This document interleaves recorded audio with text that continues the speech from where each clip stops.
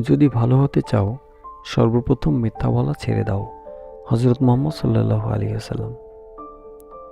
অন্যের প্রতি খারাপ ধারণা করাও অন্যায়। হযরত আলী রাদিয়াল্লাহু তাআলা। ঈমান এবং হিংসা একই সঙ্গে একই অন্তরে থাকতে পারে না। আল হাদিস। পাপ মানুষের জ্ঞান কেড়ে নেয়, অর্থাৎ সে যা জানত তা ভুলে যায়। যার অন্তরে সরিষার দানা পরিমাণ ঈমান থাকবে সে জাহান্নামে প্রবেশ করবে না। হযরত মুহাম্মদ সাল্লাল্লাহু আলাইহি ওয়াসাল্লাম। সমস্যা সবারই আছে, তবে ভাগ্যবান তারাই যারা আল্লাহর উপর ভরসা রাখে। কারো উপর রাগান্বিত হবেন না, নিজেকেও অন্যের রাগের কারণ হতে দিবেন না।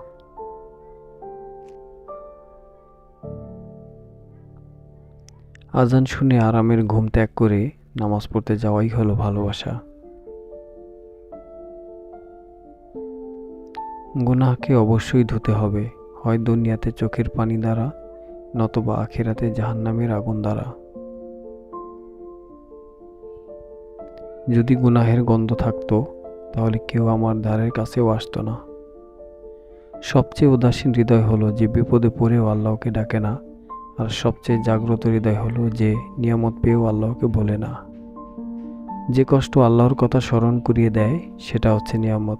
মাওলানা তারিক জামিল। ভিডিওটি দেখার জন্য অসংখ্য ধন্যবাদ। এরকম আরও সুন্দর সুন্দর ভিডিও পেতে আমাদের চ্যানেলটি সাবস্ক্রাইব করে পাশেই থাকুন। আপনার ইহকাল এবং পরকাল সুন্দর হোক। আসসালামু আলাইকুম ওয়া রাহমাতুল্লাহি ওয়া বারাকাতুহু।